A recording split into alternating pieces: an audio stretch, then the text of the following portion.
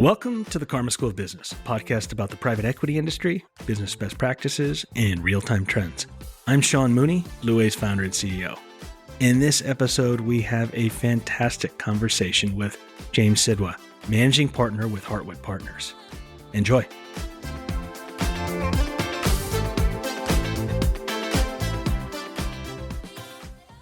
I am super excited to be here today with James Sidwa. James, great to be here with you. Nice to see you, Sean. So James and I were just recently at a big conference together that had kind of an explosion of humanity and information and sensory overload. And so I think James has recovered nicely. I still have some nervous tics and some stutters from the last time we've seen each other, but it's a slow progress that I'm making here. I'm getting back to whatever that normal is. When you shake 3,000 hands, you end up with COVID. At least I did. Oh, that's right. Believe it or not. Oh, my goodness. The only thing that saved me is I was hiding in my room as much as possible. But it's great to see you. I'm really looking forward to this conversation. I've been looking forward to it for a while. So maybe to jump in here, James, let's hear a little bit about your backstory a bit. Can you share a bit about the story of you, how you kind of came up, how you got into this industry of private equity? So I grew up with two parents who were entrepreneurs, but they're both professional service firms. My mother ran a legal practice, ended up being managing partner at her firm, and my father ran a small accounting practice. So I grew up around the table talking about how you ran businesses. It didn't matter what it was just interesting to hear about their clients and their situations. So I went to school and kind of followed in my dad's footsteps, studied accounting, and thought that was going to be my path. Joined that little firm, Arthur Andersen, and started my career. Ended up in a group doing mostly small companies, which back in the 90s was tech companies and such, which was a lot of fun. We also had this random group of clients called the funds, and nobody could really tell you what it was, but they were all turned out to be venture capital and private equity funds. And why we were the same people doing tech companies and venture capital, I couldn't begin to tell you, but we were. So I got to know some of the folks there at one of my clients, got to become friends with them and helpful to them and vice versa. And when Andersen fell apart, they called me up a week or so later and was like, hey, we've got a job opening for you if you want one. And I went and worked with them. And I was their CFO by title, but I was a young guy, so it was kind of an inflated title, if you will. But at the same time, it was a small firm, so everybody was hands-on with everything. And that was really exciting and interesting. In addition, they were developing markets. So we were in Hungary, Poland, parts of Latin America, South America. So it was interesting to be based here in greater Connecticut area, but be all over the place depending on what deal you're working on. It was a very interesting start to my career. While that was a lot of fun, my time there was 2.5, 3 years, and then I ended up moving on and then landing here at Heartwood Partners. Yeah, that's amazing. Your background kind of resonates a lot with me. I too grew up in an entrepreneurial family, kind of in a family business, and going to work with dad on the weekends. That was kind of I did filing for dad on the weekends and after school. And our prize was to come back with all sorts of office supplies. And so somewhere there are stashes of my sticky notes somewhere, probably from way back when. And then kind of serendipitously, kind of similarly found my way into PE. And similarly, also the early days, I was with a private equity firm right as China entered the WTO. And so we were doing a lot of stuff in China in the early 2000s. Those were our wild days. Yeah, same time frame. I was there 2002 to 5 or so. It was different. The European countries that we were investing in were all those that were ascending to the EU. So just similar to your experience with the WTO, exciting time for those countries and exciting time to visit them. Yeah, I learned everything is possible in these emerging markets and nothing is easy. Very true. And the word yes doesn't necessarily mean yes. It means I acknowledge what you said. It could be a yes, yes, a no, no, a yes, no, or a no, yes. Yes, I'm brushing you off right now. But we eventually found a way and kind of Rosetta Stoned our way into understanding each other. But it's a great background. You saw the investment industry, which was still much different back then, and then doing so in emerging markets in other countries. What a great kind of kaleidoscope of the world in an industry as it was growing up. It was fun. And so, James, one of the questions I think everyone who listens to this knows that I kind of start off with is one of the favorite things I get to ask people is, we'd know you better if we knew this about you. And so what's maybe a tidbit of trivia about you that we'd know you better if? Like most people in private equity, I'm kind of just a family person who also works in business. And I don't think it's that unique or interesting. But some of the fun things I like to do is work with my kids on scouts. My wife and I and one of my children love to sail, and we all go out and do a lot of skiing. So I see plenty of private equity people out there on the slopes as well as out on the water. It's been a fun life for us all. That's a great thing. And I did scouts with my son for a while, and then he kind of navigated into other things. But one of the things that I liked the most and looked forward to the most when my son was coming up was the Pinewood Derby. And it was fun because that, at least where I live here in Nashville, is mostly about the dads getting to build the cars they wish they could have built when they were kids. It's true. You either have to be handy yourself or have a good friend that is. And we were fortunate that one of our dear friends from sailing and skiing actually also has a big woodworking thing in his basement. So he has all the saws and planers and everything else. I don't even know what half the stuff is called. But my sons would go over there and they would build the car of their dreams. Meanwhile, I'm just like, yep, we brought takeout food and some beer and we'll have a nice night together. But That is great. I mean, the number of hours I spent on YouTube trying to figure out how to work with my son. And to be fair, he was included, but this was probably as much as my car as his, and not in a productive way for him, because I'm like, no, we got, we got the competitiveness of us came out. And my older son loved to build them based on different things he'd find online. There's actually a professor from, I think, somewhere in Michigan who had studied where to put the weight on the cars and run like thousands of tests with his son and others. And so there's a lot of more research that goes into that than I care to say. But like everything else, you put a bunch of effort into it and you get a great result. In his first time out, he came in first in his age group and second overall, got to go on to the regional thing for it, had a blast with it. My younger son just always built for the design he wanted. He was building clunky looking trucks or other things that didn't go fast, but he had a great time doing it and they looked cool. So he was happy. that is awesome. All I know is I have apologies to my son, Liam, because one of the things you've learned really quickly in Nashville is there's a big automotive industry here, which means there are lots of engineers with access literally to wind tunnels. And so we would just get smoked. Yeah. No matter how much time I put in, like these were the most elegant designs you've ever seen. And you're just like, okay, there's no chance. Well, one year we had a younger sister participate because there was always the scouts and then there was a sibling and fathers category. And one of the younger scouts had a younger sister that showed up and she had quite literally just taken the wooden block, bedazzled the outside, thousands of sequins it looked like, and then ran it and came in like fourth overall. All these dads and kids who had spent tons of time building out their cars got smoked by her, which was quite literally the standard block, nailed in the wheels, bedazzled the heck out of it in pink, and sent it down the track. It's the version of like the NCAA tourney pool that we do at our office every year, where whomever picks just by the uniforms they like most usually wins. Like, sometimes just try to keep it simple and not overthink it. The important thing there is though the kids all have a good time usually. There's always somebody who cries. They thought they were going to win and they lose, but most of them have a great time. 100%.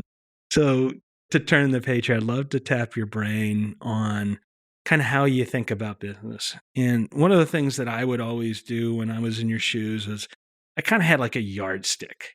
And it was just because you're looking at hundreds of companies a year and you can't look at them like a craft project. So I was like, here's kind of what I'm looking for in a relatively consistent way that I want to see as an element of value in a company that says this is a really good company, or probably more importantly, can eventually be a really, really good company through the application of capital and fuel and value creation. What are some of the things that you look at, James, when you're getting these opportunities that come across and they're looking for that fuel and that partnership from you all? We invest in family and founder run businesses that are in the lower middle market. With that, one of the key things that we have to do is not only assess do they have a good market position, good cash flow, most of those basic things that people are looking for, but we really have to dig into is the seller group, because we're often looking for them to roll over and continue to manage the business for at least a period of time, if not indefinitely. Are they a group we can work with? And a big piece of that is, are they trustworthy?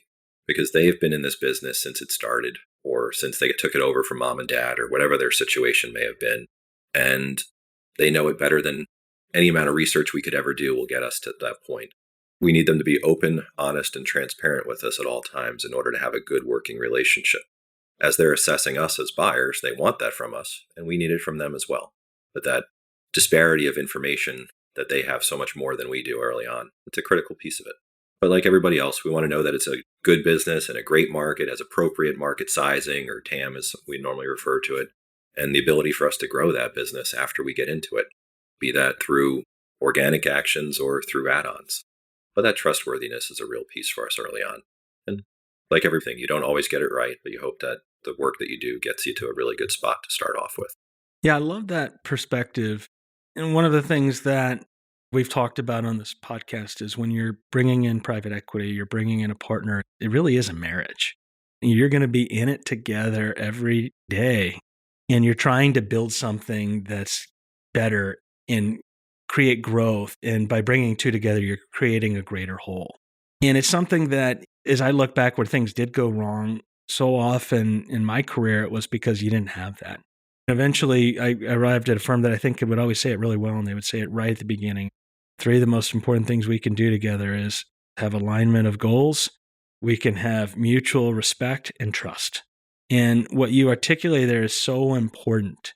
And I'm curious, James, is there a way that you're able to go and kind of assess that when you're meeting teams to say, these are folks who I think are kind of cards face up and we can work with? I wish there was a few little things I could point to, but no, it's everything about how they're communicating about their business. When you're fortunate enough to get to a management presentation, you're having dinner with them ahead of time or afterwards, that everything they're telling you is lining up, that when you Google them and do other things online to check into them, that it all matches up with what they've been telling you. So much is available online these days. And then if we do pursue further, we use background investigation firms to look into other aspects and make sure that everything's aligned. And occasionally you find things they didn't tell you about. Usually they're small enough items that it's not a concern. But occasionally we've had to have some pretty tough conversations with people. You told us the following. We found that that's not entirely true.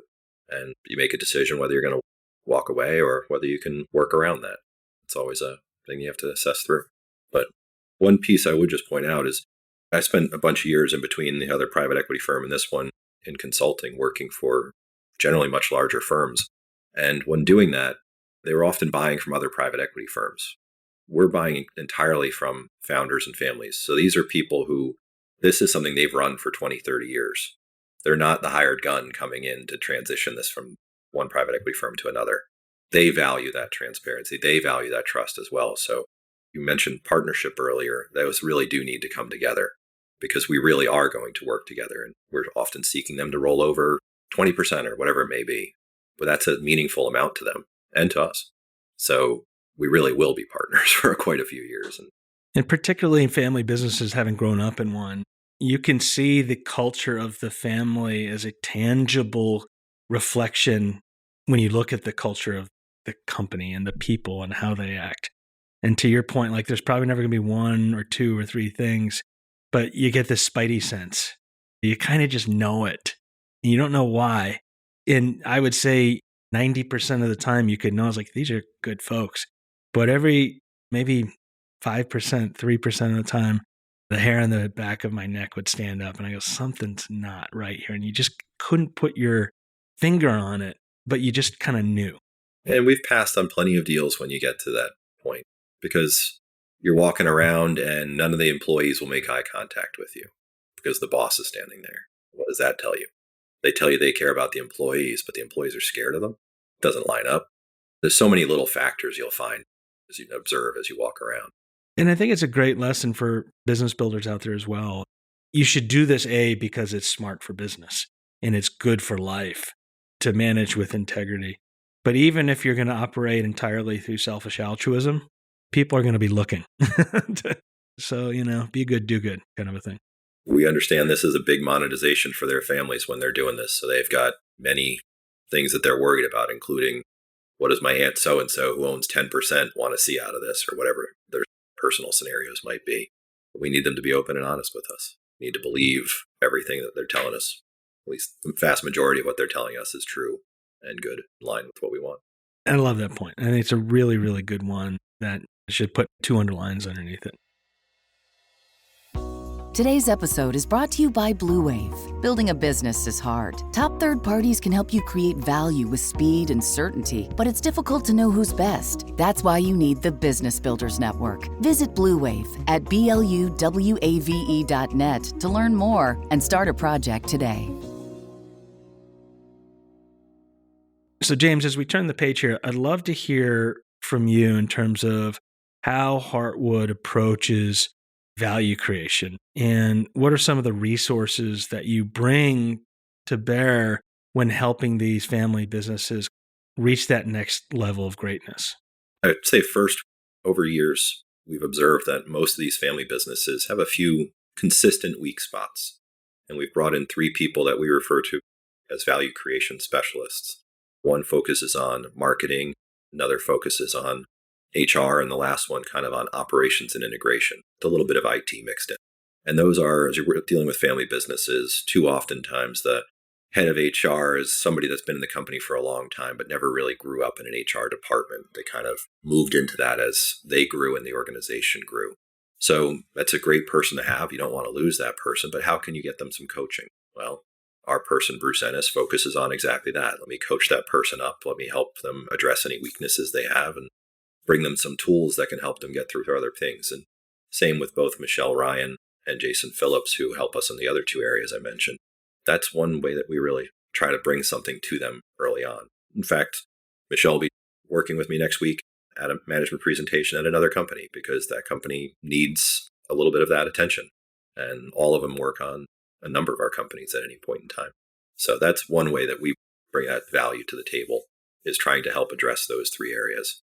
In addition, though, we work with you guys as well as others to help find other consultants that can, whatever challenge that business might be facing, be that location issues where they want to expand but don't have the ability to, so they've got to go to another place, integration things, IT, whatever it may be. We've got a big Rolodex of people we've worked with in the past that may or may not be the right ones. And if they're not, they're often able to help us find somebody else who can help. And that's another way we bring, because we don't profess to be experts at any of the businesses that we're working in, not at least at the operational level. We can envision the strategy and where we want the business to be in a few years and all those things, don't get me wrong. But how to make whatever day-to-day issue that is better, we've got ideas, but you need people who can be on the ground and help them execute. That we bring to the table all the time. I really like what you said there in terms of how you're approaching the value creation phase. And that's kind of a must-do in private equity, right? The application of fuel and strategy used to be enough, but now it's you got to do and. You're bringing in a kind of like the core areas where most companies can need help, particularly a family-held business that's kind of going to reach the next level. And it's not that they're not great companies. It's just it's hard to be good at everything. And so as we go back to this conversation about a partnership, like you're bringing something that they don't have to be good at, but they can. And one of the things that you brought up that I think is another really good point that's not talked about nearly enough is the whole idea of coaching. It's this idea that Tom Brady had like 6 coaches and he was the greatest of all time. This whole idea of a coach that you can have someone that can help you navigate through the complexities of humanity is also really, really helpful, I think, for any aspiring business builder. And it's something that I actually have taken my own kind of Kool-Aid on this and hired a coach. And it's been really helpful because it can be incredibly lonely also sitting at the tops of these organizations trying to figure everything out. And so bringing that to your companies, I think, can be a tremendously valuable thing that no doubt is paying dividends. Yeah. So in addition to the 3 I mentioned, we've brought other coaches from the outside in for various people. We've had some CFO coaches for very good performers who just need to round out certain areas. Several CEOs have had coaches, as well as joined organizations like YPO and others of that sort. So it's been worked out well, and no one approach fits all. Another way we've always helped create value, which many PE firms do, is of course through add-on acquisitions.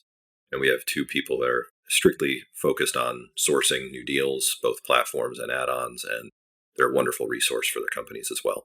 That's another great way to really supercharge what you're doing and how you're growing in a way that kind of inherently creates value if you know how to do it. And I think that's one of the best reasons as well to come in with a private equity firm who can not only give you the fuel to make those acquisitions, but also the know-how and the capabilities and the sourcing, execution capabilities that can really kind of like light speed your progress. Yeah, and not every business needs add-on acquisitions, but those that do, you want to train them up over time and help build those capabilities inside so that they can keep doing add-on acquisitions without us. They'll always need a little help here or there, don't get me wrong, but after 2, 3, 4, 5 of them, they get better and better, and they can do the bolt-ons in particular very quickly. I think it's an excellent point. I think the really important levers of value creation that needs to be at least looked at for every company. And to your point, not all of them does it make sense because they've got this organic kind of growth opportunity, but for some of them, it can be a great lever. So James, the one constant in life is change.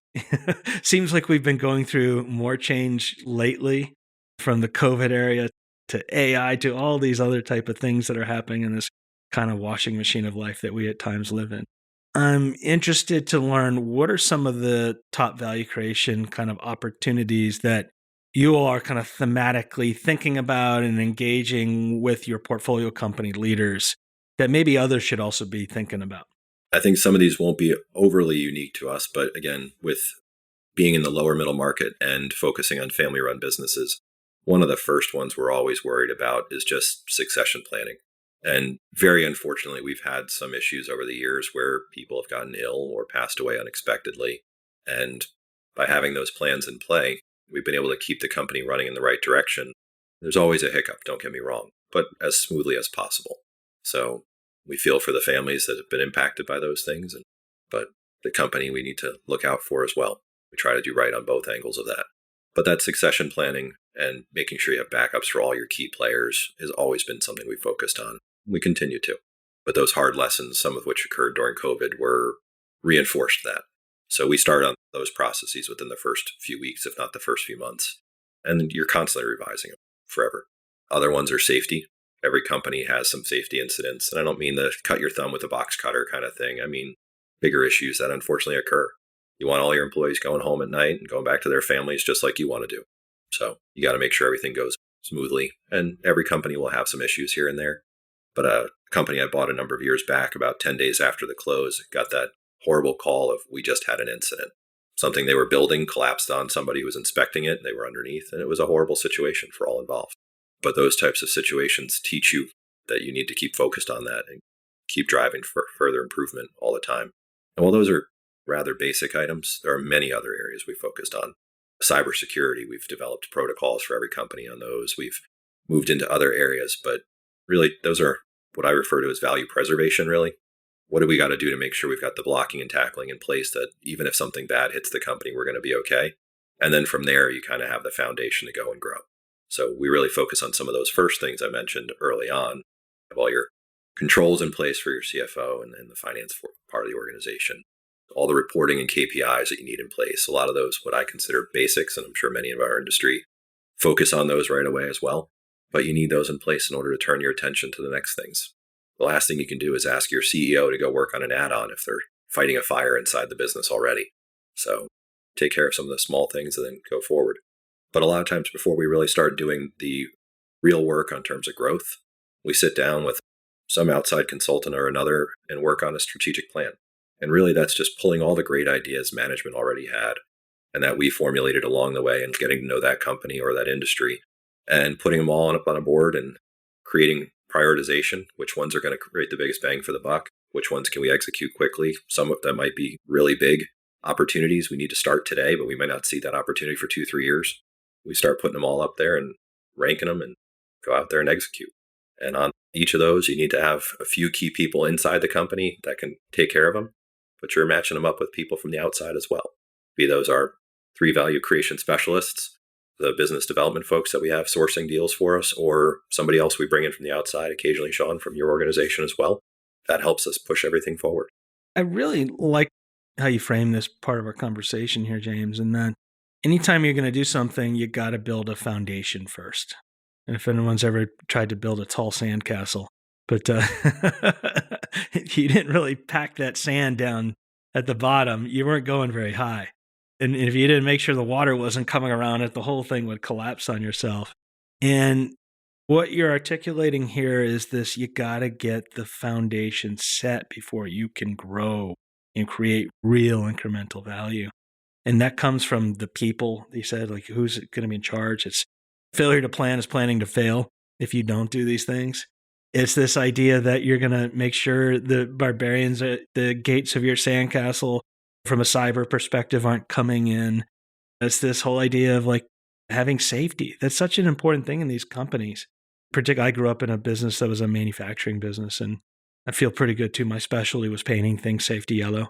I think somewhere under my nails, there's still lots of like yellow paint. I wasn't trusted with any important jobs. But what you're articulating is so important. Like, you got to get the basics before you can do anything. And then you get the foundation down, and then you put together the strategic plan. And then it's about execution and hitting the gas. But so many people just want to hit the gas and they go plowing into a tunnel and they don't know if there's a train or a light at the end. Well, I have to give credit for that analogy to Rob Tucker, one of our managing partners here. He's the one who's been using that one since I started here many, many years ago. But it resonates well with us, obviously resonated with you, and it resonates with a lot of the portfolio companies we're working with as you're sitting there and talking about the improvements that need to be made before you can go tackle some of what they often think of as the exciting stuff. But creating that value and that growth is exciting. Probably the most rewarding part of the business is watching some of the companies hit the goals that they had and what that means for the people inside of it in terms of upward mobility for them. We're very proud that most of our companies have significantly more employees when we exit than when we started. So that means they're growing their employee base and giving opportunity for new people as well. That's the fun part.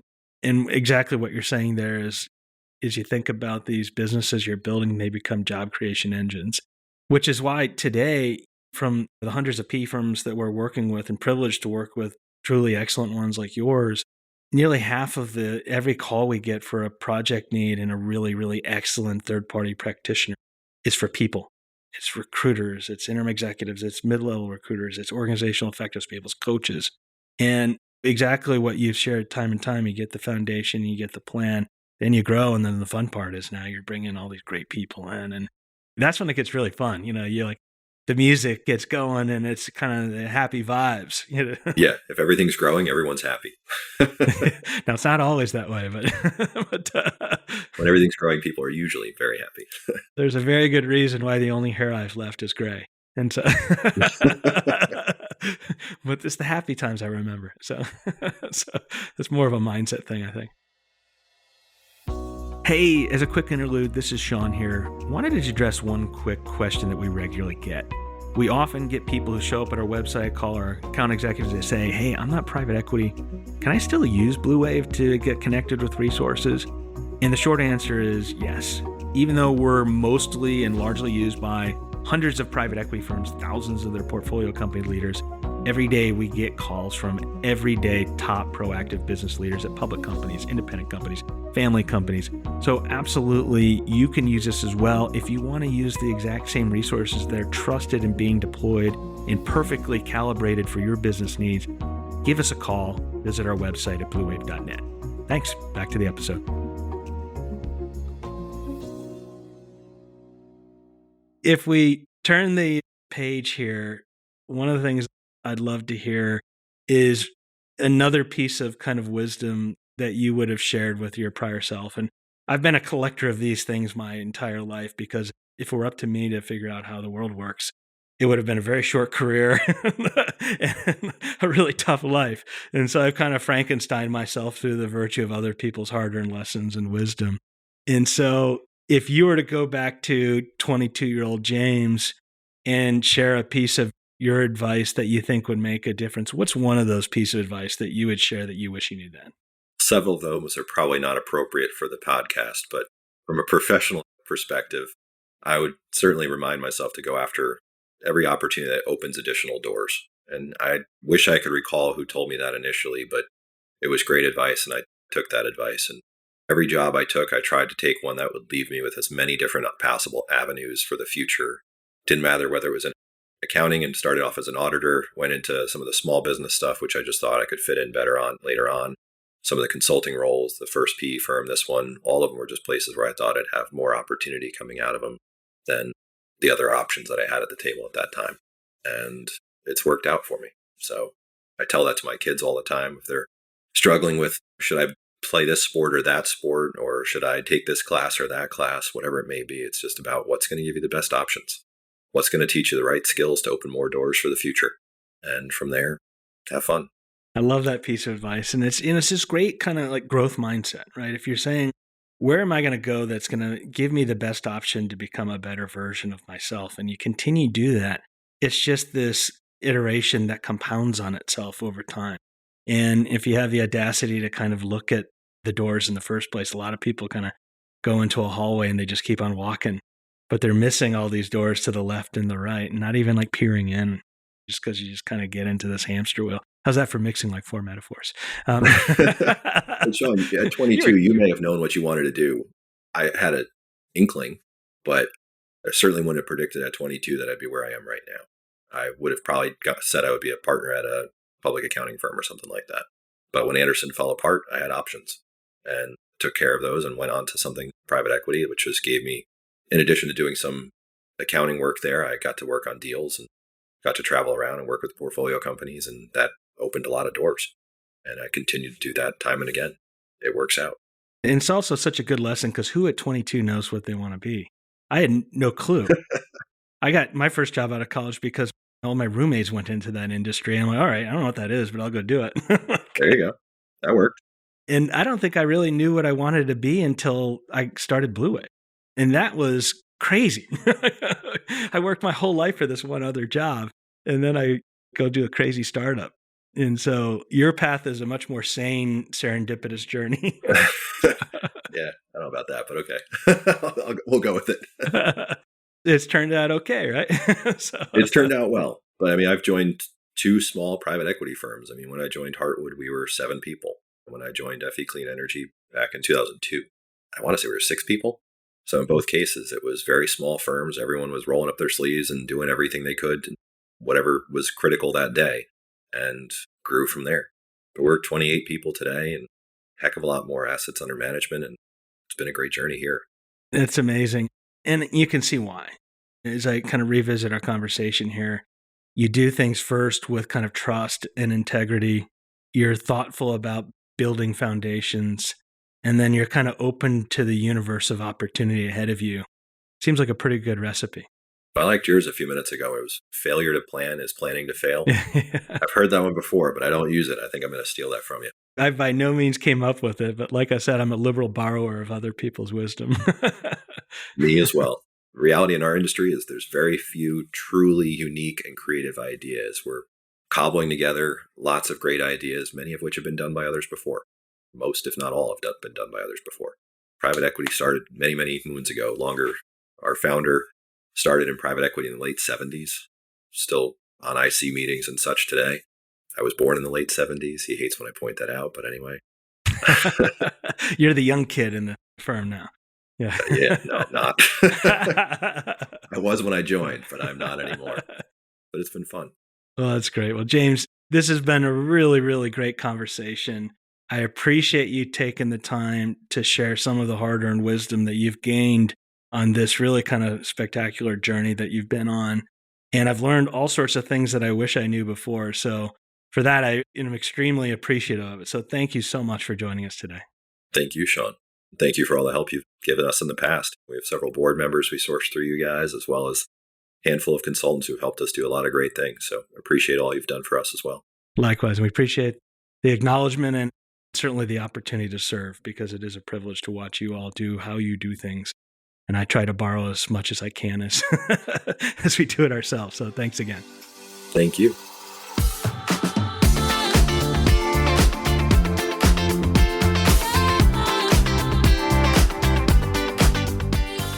That's all we have for today. Special thanks to James for joining. If you'd like to learn more about James Sidwa and Heartwood Partners, please see the episode notes for links. Please continue to look for the Karma School of Business podcast anywhere you find your favorite podcasts. We truly appreciate your support. If you like what you hear, please follow, 5-star rate, review, and share. It really helps us when you do this, so thank you in advance. As a measure of gratitude, we're also making a donation to Feeding America and the related associations for each 5-star review we receive in your podcast platform of choice. So thanks again. In the meantime, if you want to be connected with the world's best-in-class, private equity-grade professional service providers, independent consultants, interim executives that are deployed by the best business builders in the world, including hundreds of the world's top private equity firms, give us a call or visit our website at bluwave.net. That's BLUWAVE, and we'll support your success. Onward.